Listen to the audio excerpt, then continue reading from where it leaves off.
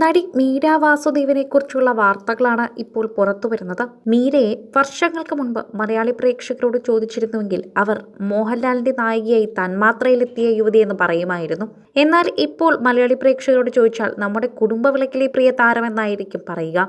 മലയാളി പ്രേക്ഷകർക്ക് വളരെയധികം പ്രീതി നേടിയ ഒരു സീരിയൽ തന്നെയാണ് കുടുംബവിളക്ക്. അതിവേഗമായിരുന്നു കുടുംബവിളക്ക് മലയാളി പ്രേക്ഷകരുടെ മനസ്സിലേക്ക് കയറിക്കൂടിയത്. എന്നാൽ കുടുംബവിളക്കിലൂടെ അതിവേഗം മീര നന്ദയും കയറിച്ചെല്ലുമെന്ന് ആരും പ്രതീക്ഷിച്ചിരുന്നില്ല.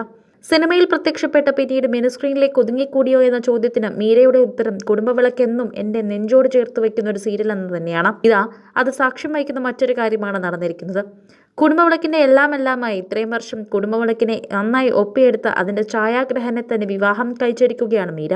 നല്ല പ്രായം കുറവാണ്. മകൻ സഹോദരനെ പോലെയാണ്. അതുകൊണ്ട് തന്നെ മകൻ ഒരു സുഹൃത്തായിരിക്കും തൻ്റെ പ്രിയ ഭർത്താവ് എന്നാണ് മൂന്നാമത് വിവാഹം കഴിച്ചുകൊണ്ട് ഇപ്പോൾ മീരാനന്ദൻ വെളിപ്പെടുത്തുന്നത്. കൃത്യം ഒരു മാസം മുൻപ് 21-ാം തീയതി ഏപ്രിൽ മാസത്തിൽ കോയമ്പത്തൂരിലെ ഒരു അമ്പലത്തിൽ വെച്ച് കൃത്യമായ പരമ്പരാഗത ഹിന്ദു രീതിയിലെ ഒരു വിവാഹത്തിലൂടെയായിരുന്നു വിപിനും മീരയും വിവാഹം കഴിച്ചിരിക്കുന്നത്. ഇതിന്റെ വാർത്തകളാണ് പുറത്തു വരുന്നത്. തന്റെ ദാമ്പത്യ ജീവിതത്തിനെ കുറിച്ച് ഇതിനു മുൻപായി തന്നെ മീര പലതും തുറന്നു പറഞ്ഞിട്ടുണ്ട്. ഒരിക്കലും ഓർക്കാൻ ഇഷ്ടപ്പെടാത്തതാണ് വിവാഹബന്ധമെന്നാണ് മീര രണ്ട് വിവാഹബന്ധത്തെക്കുറിച്ചും പറയുന്നത്. ആദ്യത്തേത് വളരെയധികം ബുദ്ധിമുട്ട് നിറഞ്ഞൊന്നായിരുന്നു. ഒന്നു മാത്രം പറയാം, വിവാഹബന്ധം ഏർപ്പെടുത്തുമ്പോൾ സമൂഹത്തിന് മുന്നിൽ സ്ത്രീകൾ മാത്രം കുറ്റക്കാരായി നിൽക്കും.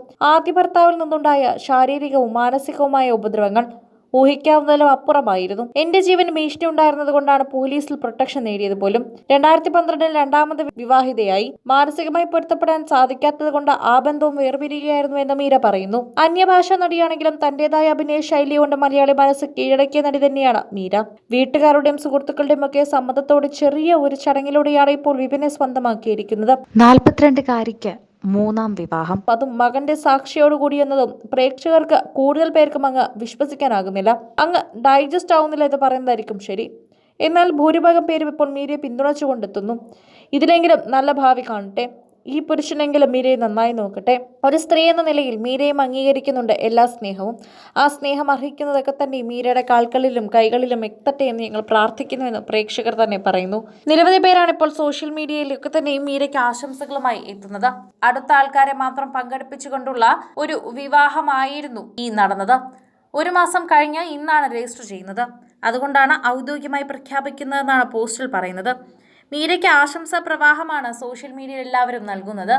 മീരയ്ക്കും വിപിനും ആശംസകളുണ്ട് എന്നും ഞങ്ങൾ കൂടെ തന്നെ ഉണ്ടെന്നും പ്രേക്ഷകർ അറിയിക്കുന്നു.